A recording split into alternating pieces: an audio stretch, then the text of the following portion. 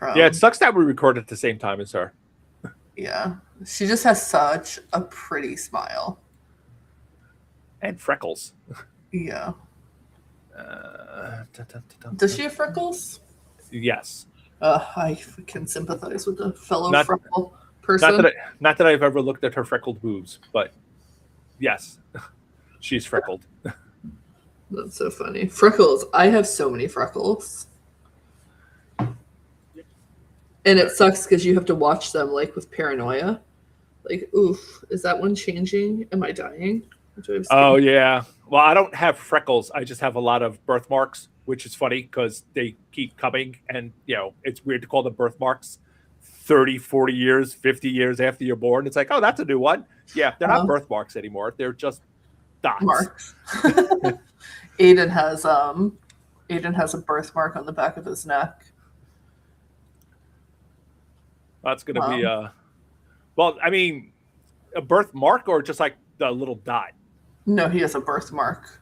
Yeah, I have that too, which is funny because Anastasia and Kyle both have the same one in the same spot, That's funny. which I was not aware was something you could inherit. I didn't think you could inherit birthmarks, but they both have it. It's like this weird, like splotchy patch of skin on their upper thigh, except Anastasia's is reversed. So me and Kyle both have a patch of darker skin on our upper Mhm. thigh. She has a patch of lighter skin that you could only see when she gets a tan. So Nathan had a birthmark when he was born, right in the middle of his forehead. And for like the first 2 years of his life, every time he would get like upset, it would light up, and I'm like, oh no, his forehead's lighting up. He's pissed. Oh my god, that must have made him even madder. But yeah, I just have freckles. I have freckles, so many freckles. Hello, everybody. Kevin Davey asked what Putin's going to do. Did they just seize a tanker with Russian oil or oil that was headed to Russia? And now I'm sure Putin's very annoyed about that because they didn't want that. They didn't want the United States to grab that tanker, and they went and did it anyway. I wonder if that was real or if that was theater. I don't know. I did see that I saw on TikTok, which is the most reliable news source in the entire world, that there was a current, like it was ongoing, like a seizure of a tanker. Right? No, they took it. The last I saw, I looked on the Guardian. They took that tanker. They have that tanker now. They grabbed it, even though Russia was sending an escort and blah blah blah, and was like, "No, don't touch our tanker." No, It says ABC News says U.S. seizes Russian flagged oil tanker in North Atlantic and second tanker. Yep. So we're just straight up yoinking Russian stuff now. Yeah, I'm sure that won't be a problem. But again, I wonder how much of that is real and how much of that is theater. Yeah, who knows? Because Trump is still completely owned by Putin. What's up, Nick? But now that Trump has got a taste for warmongering, and he's like, well, no, I can do anything I want. I mean, at some point, he's got to look around and say, yeah, fuck Putin. I don't need him. I don't know. It is very problematic right now. My husband is very concerned that we're going to be attacked. But defined attacked, like terrorist or like actual war? Yeah, I'm about to say, no one's going to attack us war-like. No one's that stupid. No. At least not the mainland. But remember I sent you video. Did I send you videos last week of like the planes of the fighter jets flying around my neighborhood? Because I live by MacDill Air Force Base, which is where a U.S. Central Command is located. Did you? I don't think so. So it was before we knew about the Venezuela attack, and I just noticed like it looked like they were patrolling. Like we are in the training path, but it was just weird. It was weird.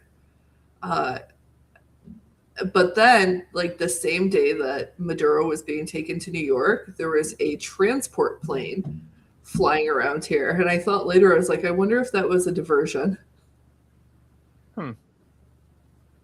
Maybe. Such exciting times we live in. All right, sorry we got started late today, everybody. We were chit-chatting a little bit offline. Florida woman and I were spilling some tea. We were gossiping. We were being gossipy little bitches. I was getting the cheese man. Yeah, I'm super excited that Nick Paro's asking about Greenland. I'm super excited about invading Greenland. I can't wait. I'm more excited about invading Colombia. Or maybe Cuba. Who knows? It's just could be anything, folks. Well, I mean, it depends on who's pulling, who gets the call, who gets to pick the next target. Is it going to be Marco Rubio or is it going to be Stephen Miller? And that's really what's determining who it is that we get to attack next. Man, I watched a video this morning. Oh, sorry. Must have been a very boring. I watched a video of Marco Rubio on Face the Nation. And doesn't Marco Rubio look dead behind the eyes right now? Oh, man, he's definitely his soul is completely fucking Have you dead right seen now. him? That guy looks like his life is falling apart. I was like, ooh, he looks real bad. Yeah, no, everything he's ever claimed to believe in, he has completely jettisoned for power. So, and not even that much power. It's not even like he's powerful. I mean, well, not for nothing. If he gets the United States to invade Cuba, which has been like a lifelong goal of most American Cubans, then yeah, that's everything he could possibly want out of life. He will die a happy man. I hope every aspect of his life is miserable too. He just looks so bad. And another note, my son, my 7-year-old,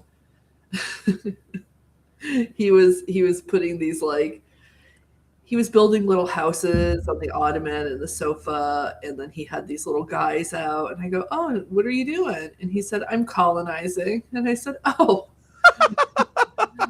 all right. Just like Poppy Trump. I'm colonizing. I was like, where did you even hear that from? Oh my God. Yep. We're back in the business of full scale colonizing. Gotta love it. Oh my God. You know what? We'll get to that in a bit. We'll get to that in the show. Can I just do it right now? I'm gonna tell you guys another really funny. My 7-year-old is. Oh my God. So yesterday his dad would probably love that I'm telling this story, but he doesn't listen to the podcast, so he'll never know. So we're driving yesterday. I think we were going to Publix, and we drove past a Taco Bell, and he goes, oh, I bet you Daddy stops there every day after work. And at first, I thought that he was making a joke because, he's Hispanic. Right. I was like, ooh, colonizing and being racist, that's not good. We got to get you out of Florida, buddy. But I was like, oh, why would you say that? And he goes, oh, because he comes home and destroys the bathroom every day.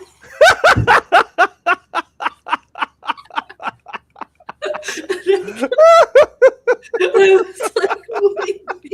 He goes, yeah, Taco Bell does that, doesn't it? Like, wow. Damn. I gotta be honest, I'm much happier that it went in that direction. Yeah, seriously. He made a poop joke. Okay, that's better. I was like, oh, he's not being racist, thank God. Because my husband would blame his white wife. Oh, yeah, for sure. It's like, no, it's not me. I swear it's the internet. I swear. All right. Shall we get started? I'll leave that in the show. Yeah, well, he's not going to listen to it anyway. So no, that'll be our opening thing. All right, let's get started.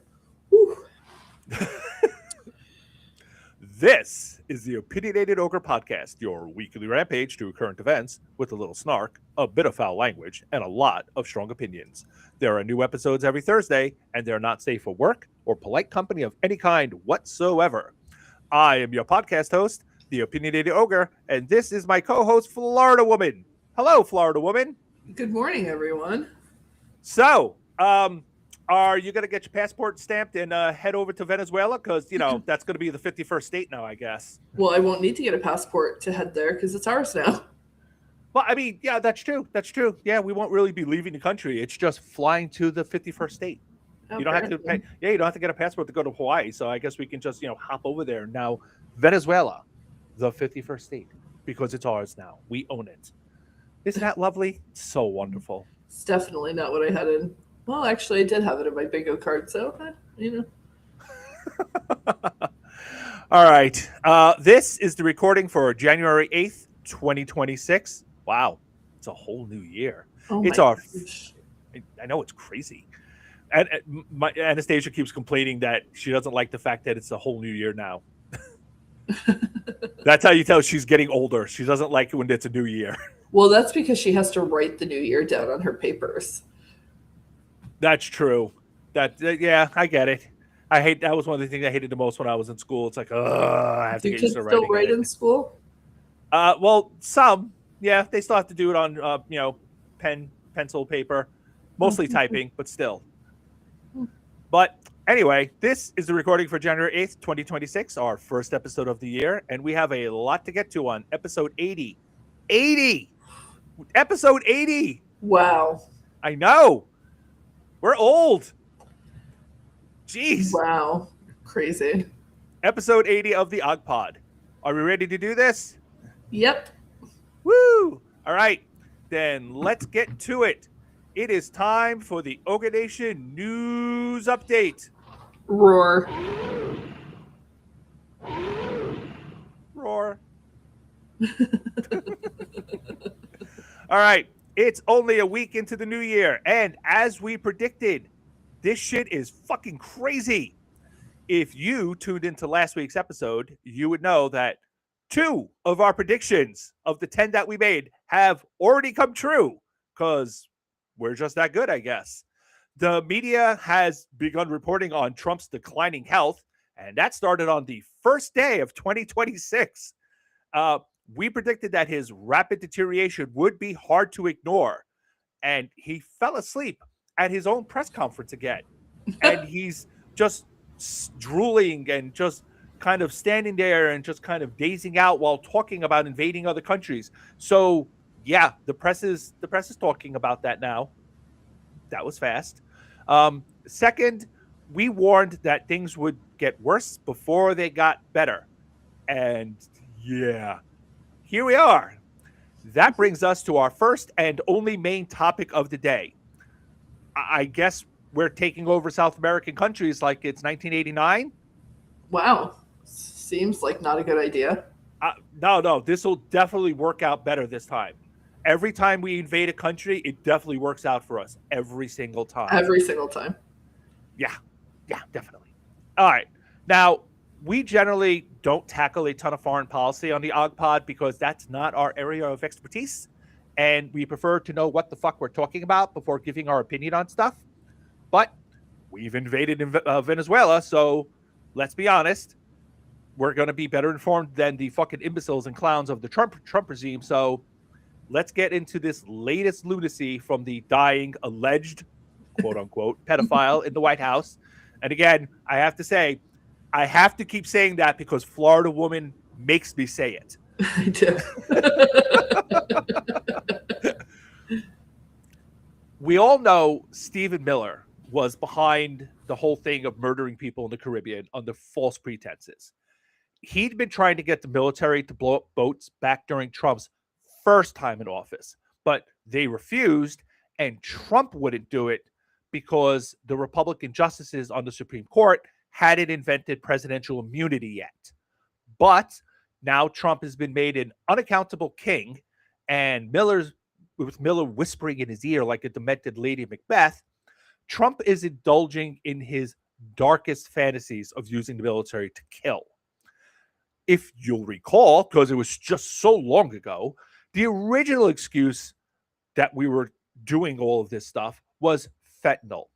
And they might as well have said that these little itty-bitty boats that could never reach the mainland were full of Hamas terrorists. And in case you're wondering, the right has, in fact, been trying to invent a link between Venezuela and Hamas. Just to keep things equally stupid, the alt-left has been trying to invent a link between the U.S. invasion and Israel. So yeah, that's how fucking unhinged the conversation's become in just a few days. We're going to get to that a little bit later. Anyway, the excuse to attack and invade kept changing until Trump just finally admitted what we all fucking knew. We're there for the oil. But the real point of all of this was to resurrect the stupidity of the Monroe Doctrine, the early 19th century idea that the entire Western Hemisphere belongs to the United States in one form or another. Any country that meddles with South or Central America is essentially declaring war on the U.S. So, get off my lawn, you darn kids. This is one of three spheres of influence that the oligarchs intend to carve the world into. And they've been trying to do this for a really long time. I mean, there's political comics from 100 years ago showing the exact same thing. We get the West, Russia gets Europe, China gets Asia. I'm not exactly sure where Africa fits into all of this. Maybe it gets carved up between China and Russia. Shrug emoji. Well, this is why we should take Trump's threat to seize Greenland very seriously. The same goes for Panama. And speaking of Panama, my husband pointed out that the kidnapping of Maduro happened on the anniversary of Manuel Noriega's arrest. He was the last South American leader that the U.S. removed from power, and it happened on January 3rd, 1990.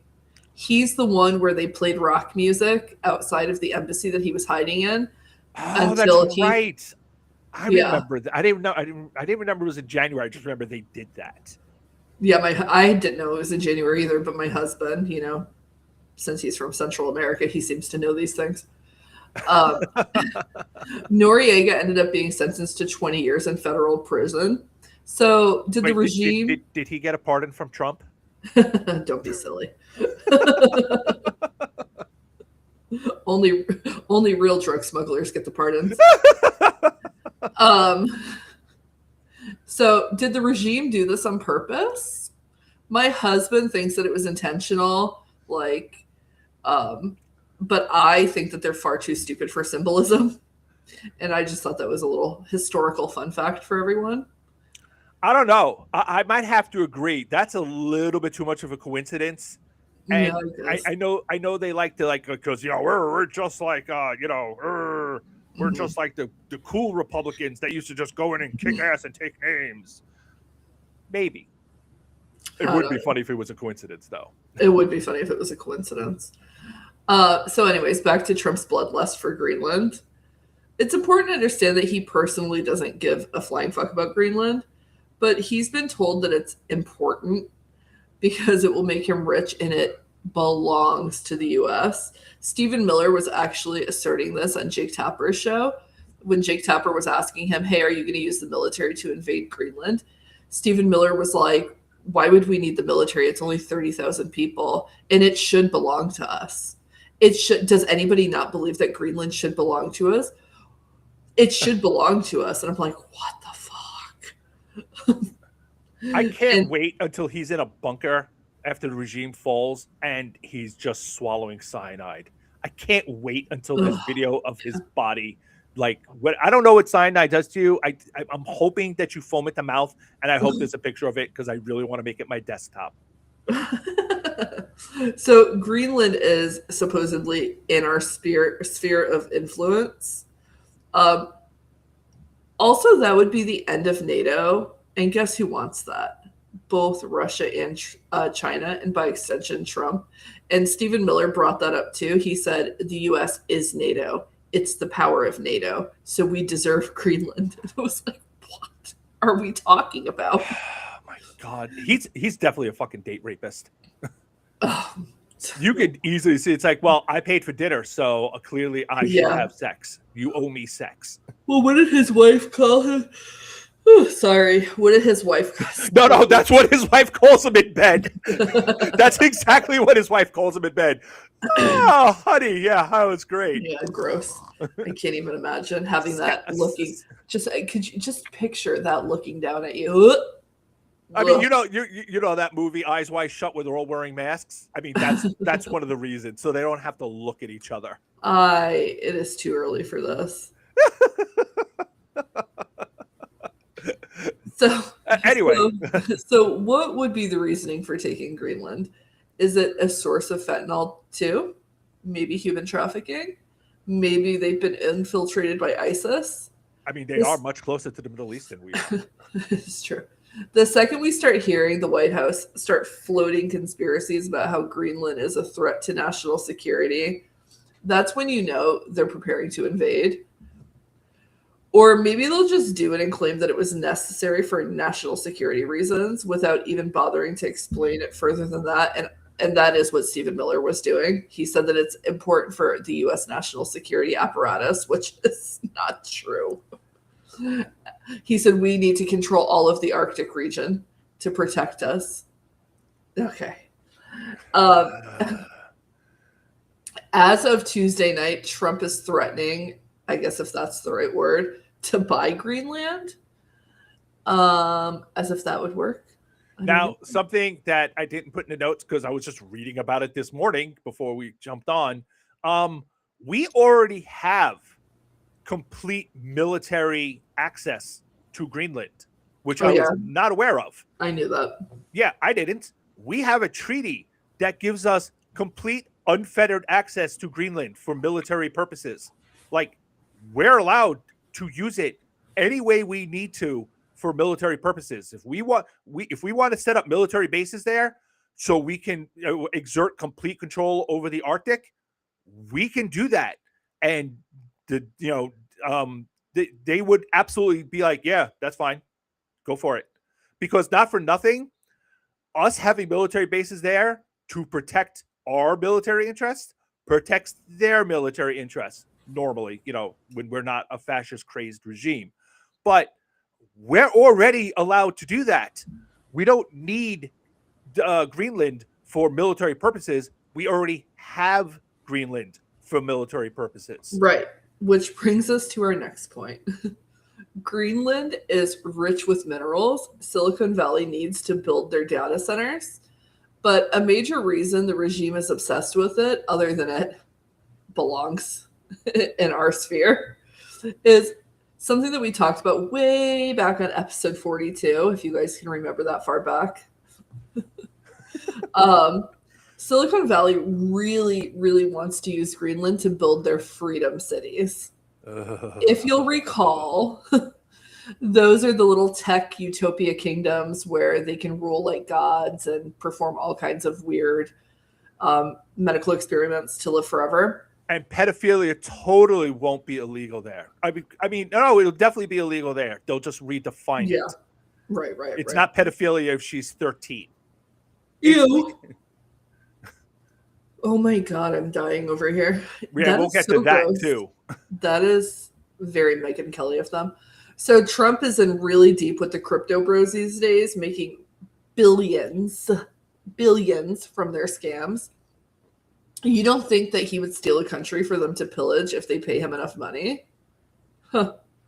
Especially if Stephen Miller has been telling him that it belongs to us anyways. The fuck he wouldn't. Now that Trump has a taste for war and he no longer fears prosecution, we are in a far more dangerous place than we were just a month ago. Maybe we'll invade Cuba so that Trump can win back the Cuban vote in Florida. Why not? Trump feels like a big tough man now. And who is the Republican Party to tell him no? We would also like to extend a special fuck you to all of the legacy press and alt-left assholes who sold us the lie that Clinton and Harris were bloodthirsty warmongers and Trump the Dove would never, ever, ever, ever, ever, ever turn into a neocon imperialist. He so obviously wanted to be all along. We told you that he was. We told you he was, but the idea of a screechy woman being president made you so fucking mad that you ran into the arms of a murderous fascist. Every last one of you can eat a giant bag of dicks, please, and choke on them. Nom, nom, nom, nom, nom, nom, nom. All right. The worst part of all of this is that the press is trying so fucking hard to give the regime the benefit of the doubt. Because, it's wartime and he's a wartime president. Dana Bash on CNN clowned herself while pushing the story that removing Maduro was a good thing because he's a bad guy, right? So much of the press is falling in line behind that propaganda. People in the streets are cheering. Things are going to improve. Well, I actually just want to interrupt here and mention that BBC reported that the videos that the right was sharing, like Alex Jones and stuff, of people in the Venezuelan streets cheering were actually from previous years. One of them was from the 2024 presidential election when the opposition won. Others were from other locations like Doral, Florida, and Panama City. There were Venezuelans cheering in the country, but many of them are too afraid to go out into the streets in like large groups like that. And why is that? Well, it's because the regime actually left the larger dictatorship intact when we kidnapped Maduro. Maduro's vice president was sworn in as president. She's a loyalist to him. The cabinet remained in place, including officials that the U.S. named in the indictment against Maduro. But, whatever. We toppled the regime, I guess. Yeah. Very, very toppled. Back to your point about Maduro being a bad guy. Oh, by the way, one of the charges against him, if I understand it correctly, is gun possession. Which is so funny. Like the president of a nation can't have a gun. Yeah, really. It's like, are you shitting me? Are you fucking kidding me? And even if he had a gun in the United States, wouldn't he have had diplomatic immunity? Yeah, it doesn't matter where. I mean, if he had a gun in his own country, he's the president. He can have a fucking gun. No, he could have been shoving a gun up his ass at the airport in New York City, and it would still not matter. Yeah, it's fucking insane. It was just like, wow, you guys really want to lose this case, don't you? All right. Now, two things can be true at the same time. It can be true that Maduro was or is a dictator who oppressed his people. And it's true. It can also be true that removing him will result in chaos and instability, and nothing good will result from it. How can that be? The short answer is that he was not removed by his own people. The longer answer is that he was removed by the United States, and we are fucking terrible at nation building. Under the best of circumstances, nation building is slow, tedious, and requires a ton of expertise. What part of that sounds like something the Trump regime is capable of? These are knuckle-dragging imbeciles who cannot think beyond the next fucking soundbite, the next fucking viral video. We bombed Venezuela and then raced to the cameras to brag about it. Now, no one knows what the fuck we're doing. That's because Trump literally picks people based on how they look on TV. They find the idea of expertise to be offensive. Taking your time is boring. They want results right fucking now. And that's not going to fucking work in Venezuela.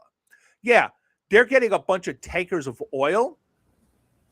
And then what? They don't fucking know. The regime couldn't even be bothered to decide who the fuck was going to run point on Venezuela for the U.S. before they kidnapped its president. It might be Marco Rubio, or it might be Stephen Miller. By Monday night, Trump was declaring that he was going to be running Venezuela.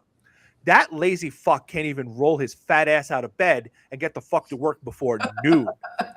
He falls asleep at his own press conferences. He has to call it quits by 5 p.m. because he's exhausted and his fucking diaper needs changing. This low-energy senior citizen with dementia, he's going to be running a second country when he can barely stay conscious 5 hours a day while running his own country into the ground? The fuck out of here. So, yeah. Meanwhile, who are we backing for leadership in Venezuela? Who knows? As of right now, it seems like it's the hardcore socialist vice president, Delcy Rodriguez, who's pretty tight with Russia. It's definitely not going to be the Trump-loving right-wing opposition leader, Maria Corina Machado. Why? Because, and I fucking kid you not, she won and accepted a Nobel Peace Prize, and Trump is mad she took it. That was his prize, and she took it from him. That's how petty and stupid Trump is. And that's why we have no fucking idea what we're doing in Venezuela. But this is definitely all going to work out just great. What could possibly go wrong? Yeah, I mean, it seems to be going really well now. So now we're supposed to be there for the oil, but who's going to take it? The assumption has been that the oil companies are behind this war. That may not actually be true, which would make this the single stupidest war imaginable, which is saying a lot because we've been in a lot of dumb fucking wars. So Venezuela has massive oil deposits, the largest in the world, actually. They should be one of the wealthiest nations on the planet, on par with Saudi Arabia. But for a variety of reasons, mostly corruption, they never built up the infrastructure to fully exploit their oil deposits. And what infrastructure they do have is pretty poorly maintained. It is only allowing the current levels of production, which are very low, like 1.1 million barrels per day compared to Saudi Arabia's 10 to 11 million. Oof. Venezuela would require an investment of about $53 billion. Just to keep that level. Yeah, which, by the way, Trump has floated that U.S. taxpayers would pay for. Fuck you. Which we don't even want to pay for our own production. Anyways, to update and build out their capacity to reach just 3 million barrels per day, still less than a third of Saudi Arabia, would require over $180 billion in over 15 plus years, or it would be over 15 plus years. The drills, the processing plants, the roads, the ports, the labor, everything. Never mind the time that it would take and the fact that the Trump regime wants the money now, because Trump is a fucking toddler. Under normal circumstances, that might be a good investment. There's over $1 trillion worth of oil in the ground, but there are a few insurmountable problems. First, Venezuela nationalized its oil industry once, and there's zero guarantee that they won't do it again. No oil company in its right mind would gamble $50 billion, never mind $180 billion, and then watch it be seized by a future socialist regime who would thank them for all of their hard work before kicking them out of the country again. Like it's actually going to be 70s. Mom Donnie. Mom Donnie's going to come and take their oil. yeah. And he's gonna bring the Muslims to them. Yes. Bob Donnie is gonna come to after he's done with New York. Yeah. after he's turned New York into a socialist hellhole, he's gonna go and invade Venezuela and nationalize. I wonder how long it is before we start hearing about like ground zero mosques again. But anyways, that's a whole other topic. So everyone knows that there will not be a neocon regime in control of the United States come 2029. So that's out the door. Second, and more importantly, the price of oil is low right now, and it's probably not going up anytime soon. The transition to renewables is unstoppable at this point. While the Trump regime is trying to strangle solar and wind, the rest of the world is moving forward and doing so very quickly. China, in particular, is really ramping up its production, which makes sense. It's an enormous nation, and energy independence is a form of national security, something that this dumbass doesn't know over here.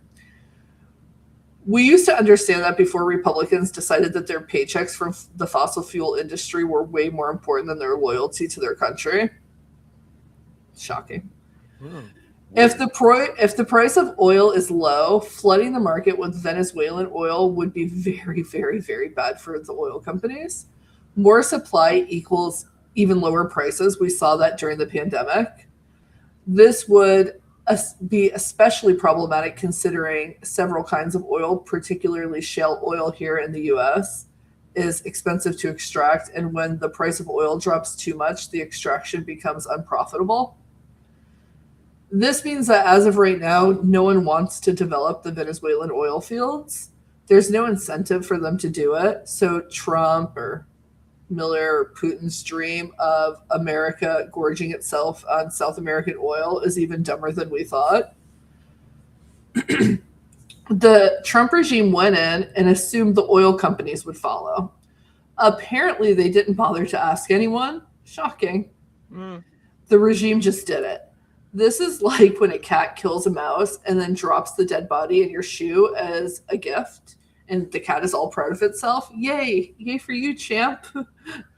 But now I have to dump a dead mouse out of my fucking shoe. Thanks so much. It's not clear at all. It's not at all clear the oil companies give a shit about Venezuela, and every indication that they're going to treat it like a dead mouse. So, thanks for the gift. We don't fucking want it. Yeah, I'm going to dump this out of my shoe. Bye. Yeah. So, Trump could end up invading a country and then crying himself to sleep when no one pats him on the head and tells him what a big, strong, powerful, manly empire builder he is. Aw. Thanks for the dead mouse. I feel so bad for him. Now, of course, the most important part of any Republican disaster, and this will be a disaster, will be the apologists. Sorry. The coffee went down the wrong side. Start over. I'm going to mute. Of course, the most important part of any Republican disaster, and this will be a disaster, will be the apologists. As we mentioned earlier, the legacy press is already hard at work whitewashing Trump's illegal invasion. The Washington Post editorial board put out the following headline: Justice in Venezuela. The next challenge is setting the country up for long-term success. That is just fucking embarrassing, and they should all resign and then drink bleach. I could not believe it when I saw that screenshot in our notes. I was like, the fuck is this? Yep, not a parody, not The Onion. They actually fucking put that out I thought there. It was The Onion for sure. Then there's Matthew Iglesias, the radical centrist, who knew exactly who to blame for Trump illegally invading another country. The left. It's always our fault. It's always our fault. His tweet, just a masterclass in just what a fucking asshole. Navel gazing. Trump's whole approach to foreign policy feels to me like a guy who reads some bad leftist takes about how Western prosperity is all downstream of violent imperial exploitation and decided to use that as a playbook for growth. Because you see, the extremists on the left gave Trump the idea, so really, it's their fault. Or maybe it's both sides. Who the fuck knows? Just make sure you don't really blame Trump or the GOP.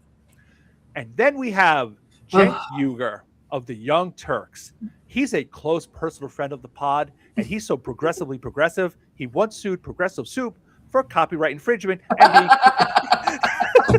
and being corporate establishment whores. He knew exactly who to blame.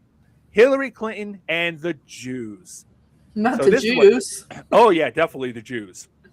So he wrote, I agree with Steve Bannon, already a red flag, that Trump is acting like Hillary Clinton at her neocon peak, which is really amazing because I don't remember Hillary Clinton ever invading another country to steal its oil. So anyway, going on. Bombing all over the planet, Nigeria, Somalia, Venezuela. We didn't just bomb Venezuela. We literally invaded it and kidnapped their president. But whatever. And going back into Iran for regime change is completely neocon establishment behavior. And then the fucking cherry on top. Why do we have to fight all of Israel's war? Is Israel... No, don't get me wrong. I can't stand the Israeli government, but I don't think I've ever heard Benjamin Netanyahu say, I think Venezuela is mine. I don't know. So I saw someone say, oh, Netanyahu said we should invade Venezuela 2 days ago, and then we did. It was like they've been planning this for months. Right. Even if he said that, what the fuck are you talking about that this is Israel's war? Are you fucking insane?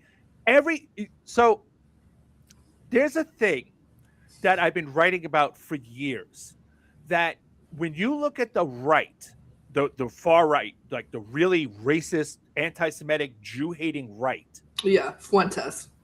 and but not, I mean, all of them, all the really, like, the Jews, we are their supervillains. Every single thing wrong in the world, they have that board up, they have it board up on the wall with all the red thread, all the red yarn pinned between the pins, and it all goes back to the Jews. Everything is our fault. They will always find a way to, it's 6 degrees of separation, the Jew edition. Everything is our fault. We are absolutely their Lex Luthor. If someone stubs their toe, somehow it is the fault of the Jews every single fucking time. And now the alt left is doing the same fucking thing. No matter what Republicans do, they're finding some way to tie it back to Israel because they have to. Everything has to be Israel's the center of the fucking world somehow. And it's just what they do. And I swear to fucking God, like, the running joke that Americans will use anything, literally anything, except the metric system to measure stuff. It's the same thing with holding Republicans accountable. The press and the alt left will just use any reason at all to never hold Republicans accountable for their actions.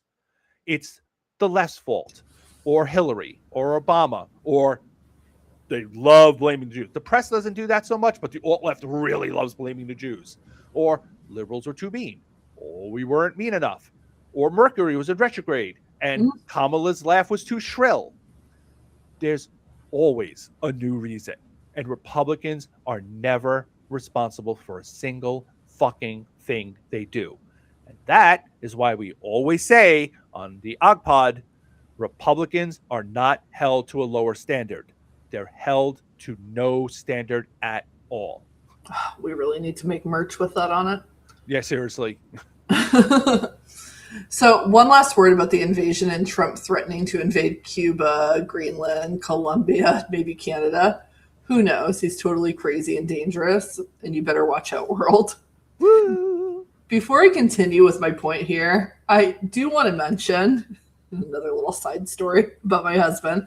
I do want to mention that the idea that Trump might invade Colombia made my husband and I laugh hard.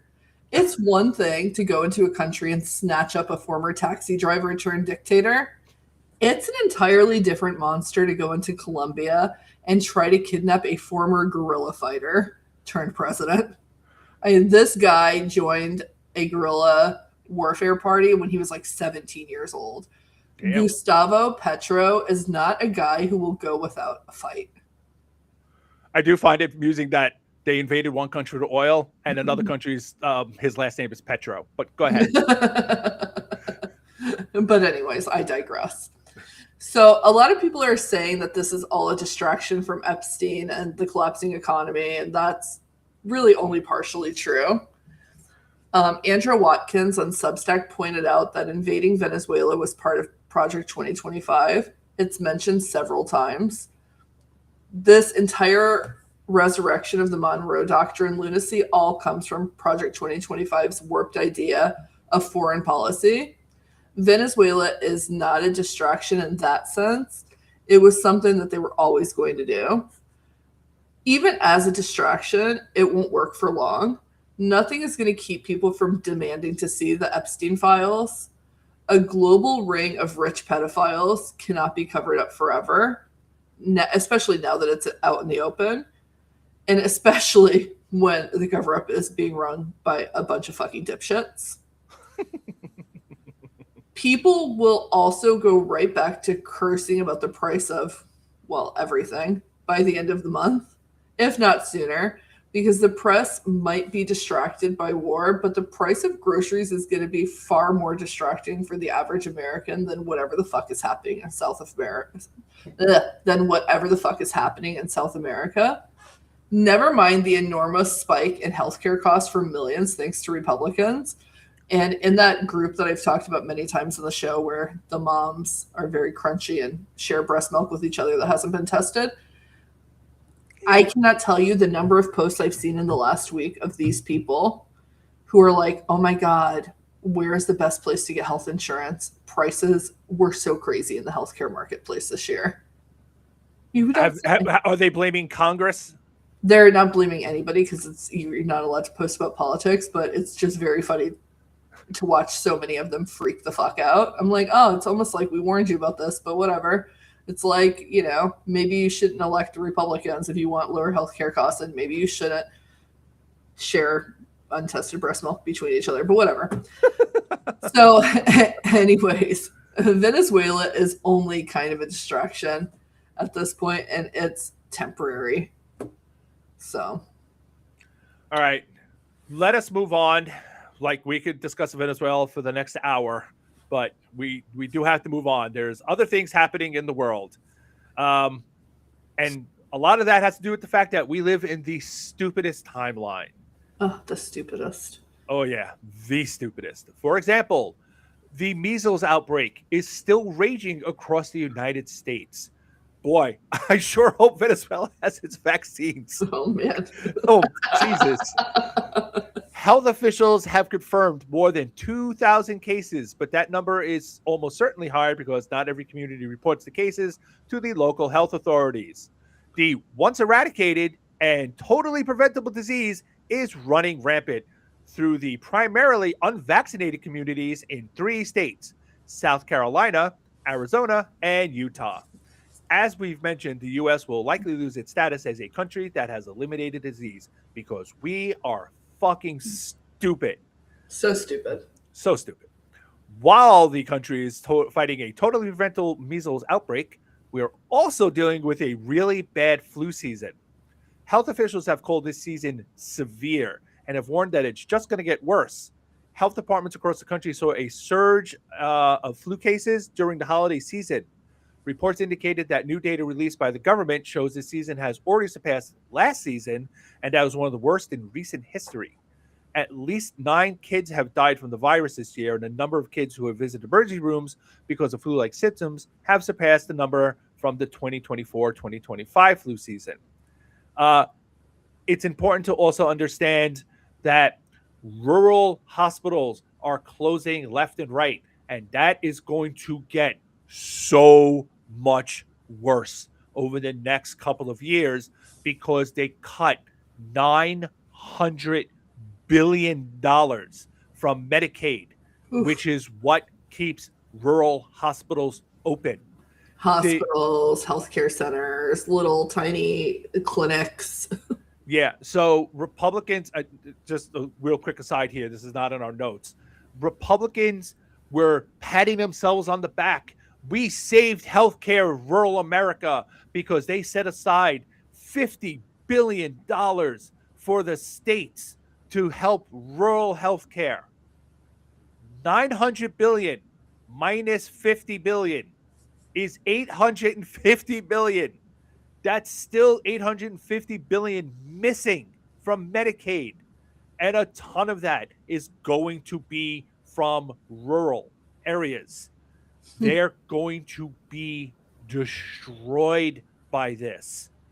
I promise you, in 2 or 3 years, when you're listening to the 300th episode of the Og Pod, we're going to be talking. I know it's going to be amazing. We're going to be talking. Well, not this part. We're going to be talking about how rural hospital closures have turned a bad flu season into an absolute fucking tragedy because these people have nowhere to go when they get sick, and they'll just die because they. I'm sure the colloidal silver will save them, and the breast milk. Yeah, the untested breast milk and the ivermectin and the vitamin. What is it that Schmucko was telling them to take? That RFK Jr. was telling them to take vitamin D for the measles. I forget. He was having. I missed that. Yeah, kids were overdosing on vitamin something because that cures measles. It's like, no, it fucking doesn't. All right. Oh my god. Um, Oh, we live in the stupidest timeline. Speaking of Secretary Brainworm, that leads us to our next stupidest timeline story of the week. So, on the same day that the data came out showing how severe this flu season is, the CDC, at the direction of Secretary Brainworm, released a new vaccine schedule for kids, and it's all fucking bad. Just straight up trying to murder kids at this point. Just murking them. First of all, we have to point out that there's no new data showing that any of the vaccines that our children receive are unsafe or ineffective. There's nothing. There was no new studies. There's nothing. This is all based on nothing. This is just vibes. Nothing. It's based on vibes, and everyone knows vibes are Yes. just as good as medical studies. Anti-vaxxers and Secretary Whalejuice have claimed that there were no placebo trials for any of the vaccines that our kids get. But that's also not fucking true. Every vaccine that children have received have had placebo trials in the past. But the new iterations of the vaccines get comparative trials instead. Anyone with half a brain or one that hasn't been eaten by a brainworm understands that this process makes sense because vaccines have to be tweaked as new mutations arise. And running new placebo trials every single time and denying children effective vaccines is unethical as fuck and dangerous. And pointless. So now that we have that out of the way, let's get to the new schedule. The CDC claimed that it came up with this new schedule based on an analysis of the schedules of other developed nations. That should all make us laugh a little bit because it's the only time the Trump regime wants to be anything like Europe. Well, they want to be more like Europe with the white part. That's true. They love pointing to like the really, really white countries and say, why can't true. we be more like that? That's true. My bad. This particular schedule is the most closely mirrors Denmark, a country that is nearly 50 times smaller than the USA, doesn't see nearly the amount of foreign visitors that we do, or is in any way comparable to America. It also has universal health care. Yeah. Weird concept. Yeah, they always skip over that part. It's like, yeah, if you get sick, you have 100% covered health care, so it doesn't matter. You mean they didn't cut $900 billion from their Medicaid program? No, they didn't, because they actually try to keep people alive in their country. It's weird. Actually, I'm pretty sure that Secretary Heroin just looked at a map and was like, where do the white people live? And then chose Denmark. So the new vaccination schedule has significantly reduced the number of vaccines that all children receive. Instead, it's broken up into 3 different sets of vaccines or vaccine groups. One set is for quote unquote healthy children. Another is for high-risk children, which they don't actually explain what constitute a high-risk child in any way. Apparently, we're just supposed to guess. And the third are vaccines that are no longer recommended and should only be given after patients have made a shared decision with their doctor, which means that it's going to be really hard to get those fucking vaccines if the doctors don't want to give it to them. So as you can tell, it's a shit show waiting to happen. The vaccines that are only recommended for high-risk patients are hepatitis B, that super, what is the word that I'm looking for? Effective vaccine that we started giving in the 90s that dropped the rate of hepatitis B to what? Remarkably low levels. Hepatitis A, RSV, and fucking meningitis. I understand that meningitis is a very, very unpleasant way to die. So my cousin had meningitis and almost died from it. And she's very healthy and not high risk in any way. Anybody can get fucking meningitis. Anyways, flu, COVID, and rotavirus are no longer recommended at all. during the worst flu season in years. And And kids and senior citizens are the ones that are most vulnerable to, being really hit yeah, by the flu. yes. And rotavirus is, you're probably like, wow, I've never heard of that before.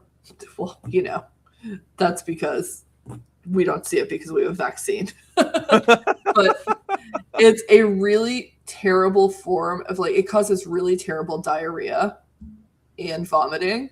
Great. And people get severely dehydrated and die. So basically dysentery. Yeah. Do you remember when we all played Oregon Trail? You have And died from dysentery. yeah, Mary Beth has dysentery. That's what's gonna happen. Yay. So excited. Also, the federal government is no longer requiring states to report their vaccination rates, which is bad. Make no mistake, kids are going to die because of these changes. And when RFK Jr. leaves the regime, he will get on board seat. He'll get board seats on all of the anti-vax organizations that will take him and make millions and millions and millions of dollars, because the only thing that he or anyone in this regime cares about is making money. And it doesn't matter how many people have to die for them to get their bag. Honestly, I know I've discussed this before and I've written about it a bunch of times. My mother died from lung cancer, so I do not say this lightly, but I really, really hope RFK Jr. dies from a very slow, painful form of cancer. I want him to get cancer, and I want it to take a long time to kill him, and I want it to be excruciating. I would prefer if he got a totally preventable disease that could have been cured by a vaccine. Okay. Nikki said that their died from meningitis and encephalitis. And I'm so sorry to hear that. One of our listeners. Yep. It's terrible. That is not a way to go. And that's just what they want. They just want that to happen to people. Yep. And then they'll somehow weaponize it and blame it on immigrants or trans kids or gay people. Somehow they'll be the vector. When these diseases start spreading again, they'll start, it's like, well, that's where it comes from. It's like, no, actually, it comes from the fact that you stopped giving people vaccines because you're monsters. Yeah, and listen, my best friend's husband, this is anecdotal, but my best friend's husband's cousin was 16 years old and she died from the flu, and she was healthy. Just a healthy 16-year-old dying from the flu. It happens. I think a 16-year-old recently died from the flu the last couple of weeks. So, I mean, this is just what they want. Fuck them. They can, oh my God. As a parent, I will rant all day. So let's move on. So finally, as a little haha on our way into our next segment, on Monday, the HHS fact sheet that accompanied the vaccine announcement read, quote, that it ensures that all the diseases covered by the previous immunization schedule will still be available to anyone who wants them through the Affordable Care Act, insurance plans, and federal insurance programs. That's right. Don't worry, everybody.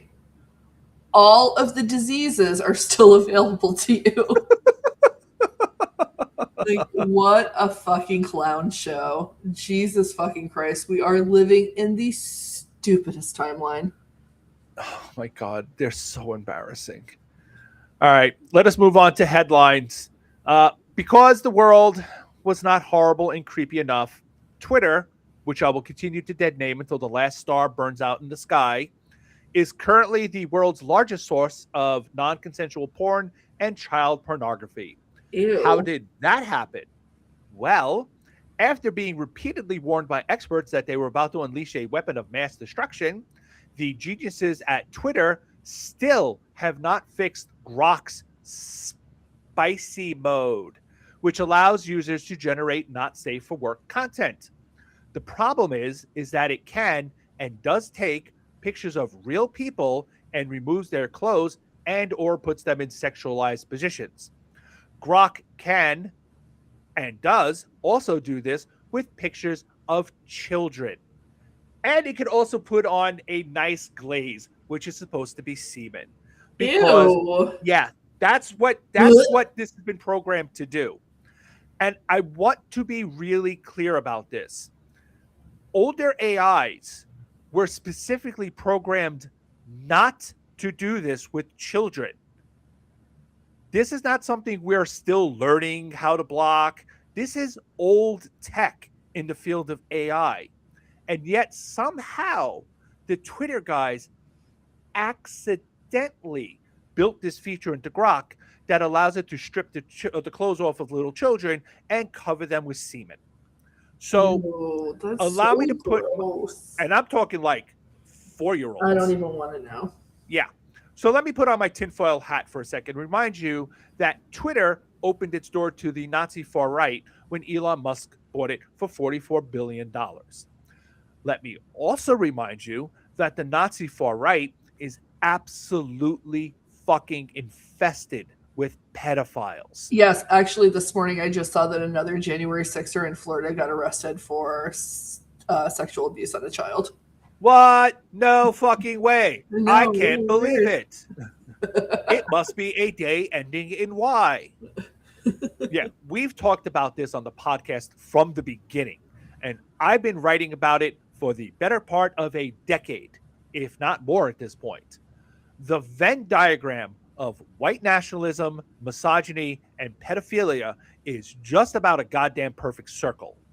It seems to me that Grok allowing Elon Musk's base of filthy degenerates to strip the clothes off of little children and women they hate would be exactly the kind of thing Grok's programmers would do on purpose. So gross. Quick side note, and I am not the first person to point this out, the press needs to stop fucking saying that Grok admits this or Grok apologizes for that. Grok doesn't do anything except what its programmers at Twitter tell it to do. Grok cannot be held criminally liable for generating child porn on mass scale. But the fucking programmers can, and they fucking should. The fact that they aren't already in handcuffs is insane, and another dangerous step towards Republican efforts to normalize this shit. It's disgusting. Yes, it is. So, Senator Mark Kelly, the Arizona senator, is an American hero. It's really hard to move on from that, I will tell you. That's going to stick in my brain for a minute. I know. It's just so fucking nasty. Like, I'm just like, so the fact that nothing's been done about it, like from a law enforcement standpoint, is crazy to me. Like, how is nobody in jail? How is absolutely nobody in fucking jail yet? Yeah, and I want to say that I saw an episode of like Law and Order SVU where kids were making child porn with AI tools, and like they were arrested because even the writers of Law and Order SVU realized this is a fucking crime.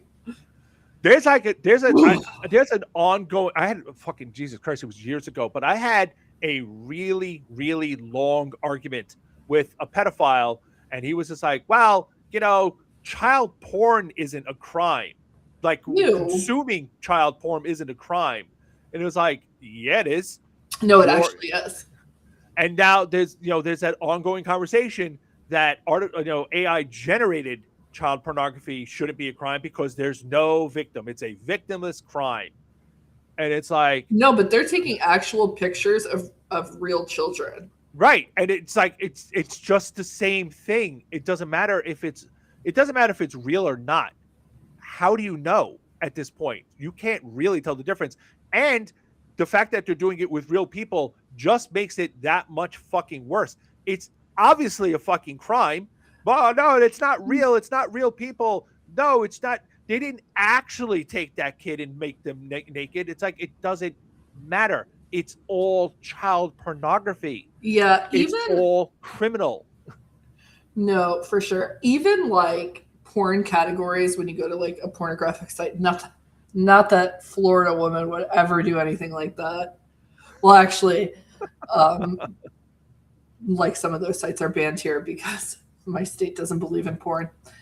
But anyways, even when you go to like a pornographic site, those categories that's like barely legal and teen girl. Making Kelly's favorite. Oh, yeah. Even those categories make me cringe because I'm like, how do you know that they're not children? You know, some of the people upload, like, they're uploading stuff. It's what do you call it when somebody's not an expert, when it's amateur stuff. Like, so how do you know that they're not uploading kid stuff? Like, I just it grosses me out. You really don't. You don't. So anyways, moving on. So Senator Mark Kelly is an American hero. He served his country for decades and was deployed multiple times. He flew in combat missions, and I think he spent some time in space, right? Possibly. Yep, definitely. Didn't we used to consider astronauts the best of the best before billionaires made space a dick measuring contest? Anyway, Kelly retired from the Navy as a captain and went on to serve Arizona in the U.S. Senate. He and his wife, former Rep. Gabby Giffords, have spent more than a decade lobbying for changes to our gun laws after she was injured in an attempted assassination, which also killed a 9-year-old girl. They are true patriots, like no bullshit, like actually people who want to change our country for the better.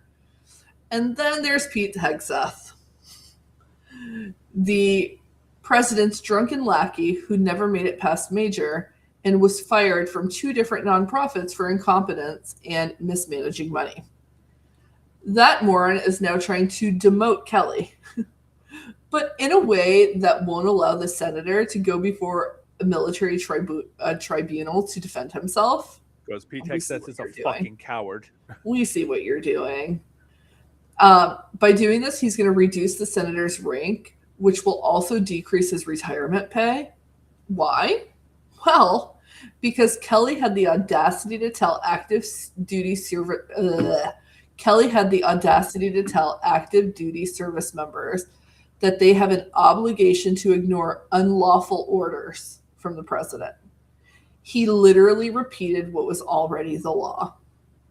But Kegsbreath and Trump didn't like that, and now they're retaliating. Kelly has essentially told them to fuck off and promised to fight back with everything that he has. Fucking shameless. Now, Minnesota Governor Tim Walz has withdrawn from the race for governor. The Democrat was Kamala Harris's running mate in 2024 and became popular across the country. That has also made him a popular target for the Trump regime. In a statement to the press on Tuesday, Walz explained that he thought it would be better for the people of his state if he dropped out. Quote, "I don't think any governor in his history has had to fight a war against the federal government every single day," he said. Ultimately, he said that the attacks are just hurting Minnesota residents. I am not super thrilled that he did this.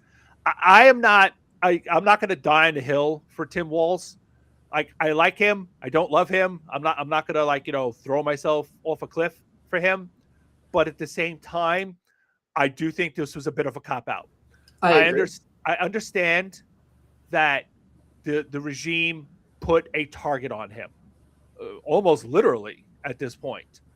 But at the same time, that means he has, especially as a leader in the party, he has a responsibility to take that target, put it on his chest, and write a big old fuck you on it.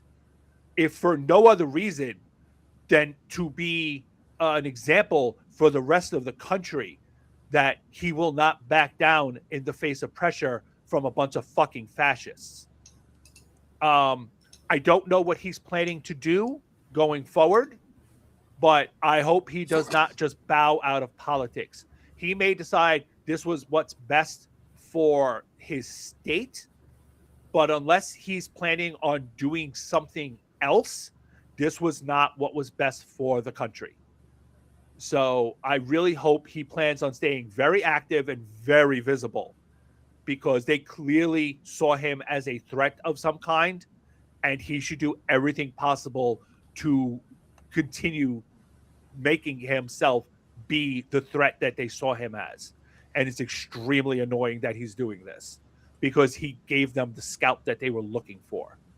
So, yeah, I just feel bad for him in general because, you know, they targeted his autistic son during the presidential race. And now they are sending like 2,000 more troops or more ICE agents to Minnesota to target immigrants in the state. and I get that, but they're not going to stop. Even after he leaves, they're not going to stop. No, of course, because they're going to go after him. I empathize with him because I don't think that he ever joined politics thinking that it was going to be like this for him. And that's unfortunate. But really, like when you're standing up to a fascist regime, you have to understand that you're going to have to fight. So I actually don't agree with this either. So I think it's unfortunate. And I think that Minnesota is losing, not because they're being targeted by Trump, but because they're losing him. That too. So anyways, moving on. Mike Johnson has now a majority of just one in the House of Representatives. he's a little tiny Johnson. With the sudden, let's not laugh at this, but with the sudden death of California Republican Rep Doug LaMalfa. Yeah. He was 65. He died, I think, this week. And the resignation of Marjorie Taylor Greene. Every House Republican is a one-person veto on any bill that Johnson wants to pass unless Democrats agree to vote. Which they're not going to do unless it's something that they want. Or unless they get something that they want, which Johnson hasn't seemed to really give a fuck about anyways. So does this mean that he's going to have to actually negotiate with Democrats? Well, we'll get to that, but yeah. So that might be a problem for Trump, who's demanding that Johnson pass a healthcare bill of some kind that does not include an extension of the Obamacare subsidies, because fuck you, Obama, I guess. But there's little to no chance of that happening, with a few dozen vulnerable Republicans clinging to the hopes of surviving a blue wave, and not a single Democrat willing to sign on to Trump's stupid plan to give people a few $100s for healthcare. Like the HSA thing, as we've talked about, is so fucking dumb. Oh, by the way, narrator's voice, the Republicans are not going to cling to hope of survival. They're not going to survive the blue wave. Womp womp. So let's all play the world's smallest let's all play the world's smallest violin for Mike Johnson and his now even more impossible job of licking the boots of the Mad King and feeding his bloated ego. Wow, wow, wow, wow, wow, wow, wow, wow, You got to make sure that doesn't get edited out. I'll try. All right. When Trump took over the Kennedy Center last February, several artists and shows canceled their performances because fuck him. The highest profile among them being Hamilton. Shocker. What? An entire show about fighting tyranny? Yeah, it's weird. Can't imagine. Want to perform there. Oh, strange. Now that Trump has illegally slapped his name on the building because he's a malignant narcissist who demands worship from everyone around him, several more shows have been canceled. The most notable being the entire run of Wicked, which, you may or may not be aware, Part 2 is now streaming and still having a moment. There's been so much whining from the regime about these cancellations. They've pouted. They've threatened to sue. They've put out statements like this. The artists who are now canceling shows were booked by the previous far-left leadership. Their actions prove that the previous team was more concerned about booking far-left political activists rather than artists willing to perform for everyone regardless of their political beliefs. Now, remember, these are the people who say they would rather die than make a cake for a gay couple. But artists have to perform for a fascist regime, or they're big meanies who should be punished. I wrote about this a few weeks ago. Fascism covets the arts because it cannot create art. As an ideology, it can only consume and destroy. At best, it can mimic real art and do it poorly at that. Bow with the bow, to bang, diggity. Oh, sorry. Fascism also fears and hates the freedom of art because freedom is the antithesis of fascism. This is why it inevitably demands total control over what artists produce and then smothers all the creativity. Now, on a personal note, I felt really sad when I was in the Kennedy Center 2 days after Trump renamed it. We'd already had tickets. We couldn't cancel them, and I didn't know he was going to rename it. So we went to go see the show anyway. I didn't see his name. It was only on the outside of the building at that point, but the center already felt smaller. And by the time the regime's done with it, it's going to be tacky and petty and a place of hate instead of a celebration of art and beauty. And I hope someday I'll be able to bring my kids back because this will all be over, because it will be over someday. And I'm hoping the Kennedy Center survives the looting that's going on right now because they are robbing this place blind. And I hope it survives long enough to be restored back to what it was. Yeah, me too. I've never been to the Kennedy Center, but It's I did. gorgeous. Well, I did accidentally pull into the driveway or the parking lot one time when I was there because I was trying to get somewhere else, and I was like, "Oh shit, where am I? This looks important." Well, not anymore. Anyway, on January 5th, the Corporation for Public Broadcasting announced its board voted to dissolve itself. The move came after Republicans in Congress voted to strip it of federal funding last summer. Conservatives defunded the company after Trump signed an executive order in May halting all federal funding for the CPB, NPR, and PBS. And as we know, authoritarians really hate independent media and Big Bird, apparently. Remember, CPB's mission was to support small local television and radio stations in rural America. These are the stations that provide weather alerts and other emergency alerts to people in communities that don't have widespread access to broadband and cable services. This is another example of Trump and his goons in Congress hurting the communities that voted them into power. In other words, the leopards are eating more faces. I have to get like a little toy leopard. I can just show it on camera. All right, let's end on some decent news here. Miracle of miracles, there may not be another government shutdown. Axios reports that Republicans have decided that, and we were just discussing this, hey, maybe we should actually work with Democrats this time and pass some bills in a bipartisan fashion. In the House, congressional appropriators from both parties put out a package with 3 spending bills. These will cover Commerce, Energy, the Interior, and Justice Departments until the end of the fiscal year, aka September 30th. And the fact that both parties worked on the bills means that it's almost certainly going to pass, even if Republicans, hardliners whine and cry that not enough babies are being starved to death. A continuing resolution will have to be passed in order to give them time to write and pass the other 6 bills needed to fund the rest of the government. But the expectation is that this will happen because it's now an election year. The Epstein files are still being released, albeit slowly, and Trump desperately wants to win the midterms. He won't, but at least will avoid another shutdown while he starts another poorly thought out war and falls asleep at press conferences. So there you go. At least we have that. All right, let us move on to self-care of the week. Mrs. Ogre and I watched the Maze Runner trilogy with Anastasia over the winter break. Anastasia has been obsessed with the series since she started to read the books a little over a year ago. She read the original 3, then she watched the movies, then read the prequels and the side books and the sequels. There's a bunch of books. She absolutely ranted about them for months to anyone who would sit still long enough to let her chew their ear off.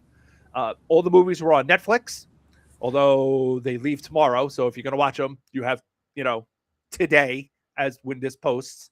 And I only seen part of the first movie, so we watched them all, and she was thrilled that we all sat there and did that together as a family.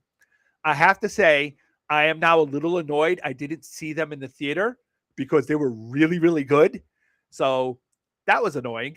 Also, I recognize like half the actors in the movie, if not more. I was like, hey, I know that one. Oh, I know them. And I know this one. And I know that one. And that's just like, do you know everyone in this movie? And I'm just like, just about.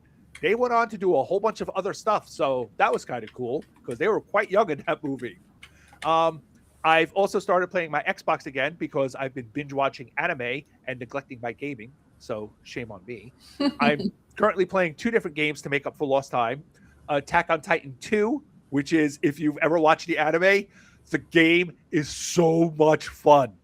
You do get to zoom around in your ODM gear and kill Titans. It's so much fun. I can't even explain to you how much it replicates the feeling of the show, including watching all of your fellow soldiers get eaten by giant monsters. It's brutal.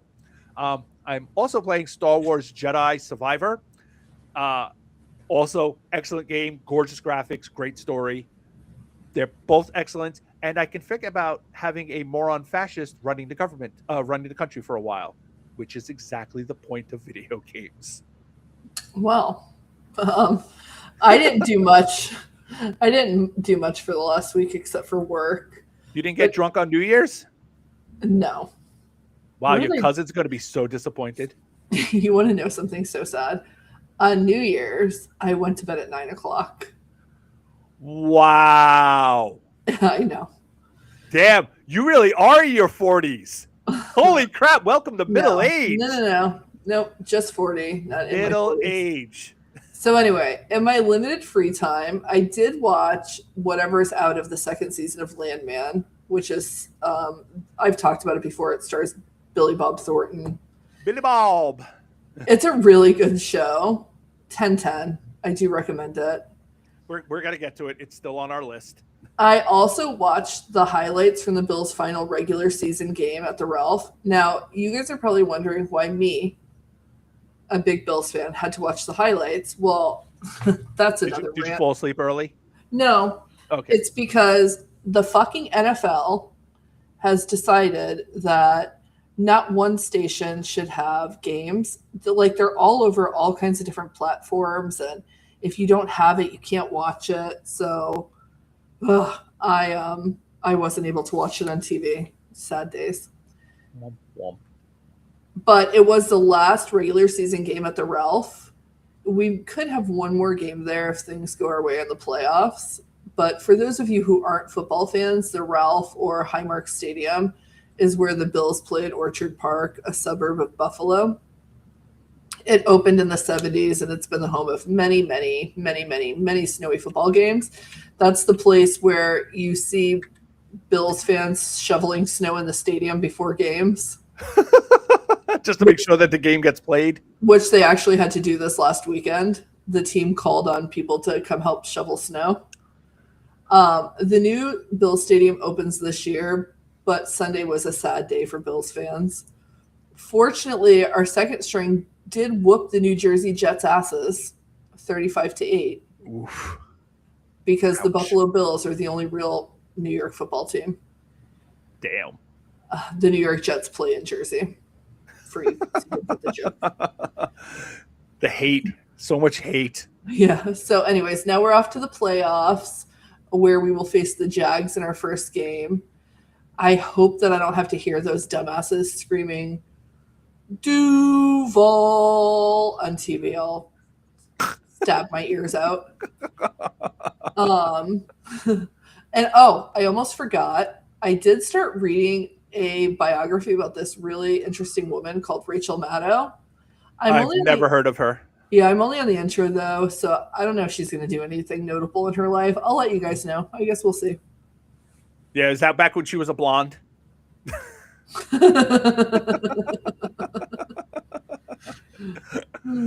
Maybe she'll grow up to be a Fox News host with blonde hair. Could you fucking imagine? Oh my God, no. I think she would kill herself first. Crazy. All right. All right. Well, that's it for today's show. The Opinionated Ogre podcast, like the newsletter, is free and 100% supported by you, our amazing audience. We have no advertisers or sponsors, so please consider becoming a paid subscriber for only $5 a month or just $50 a year. If you'd prefer a one-time donation, we now have a PayPal button for your convenience. You can help us by giving a 5-star rating on Apple Podcast, where we currently have a perfect 5-star rating with 15 reviews, which is awesome. Yay! Or wherever else you're listening. Help others join the Organization conversation by sharing the OgPod on whatever social media platform you're using. You can find me at the Opinionated Ogre on Substack, Blue Sky, and also on TikTok. Florida Woman, where can our beloved audience find you? You can find me at Florida Woman Rants on Substack. Woo! There are 298 days. That's it. We're down to less than 300 already. Until the most important midterm elections in American history. And that time will fly by faster than you can possibly imagine. The regime has launched a war because they're weak. In November, we will show them just how fucking weak they are. Remember, you are not alone. There are millions of us, so stay strong. We beat the fascists once, and we will fucking do it again. Adios. Adios. All right, everybody. Thanks for joining us. We will see you next week. Bye. Bye.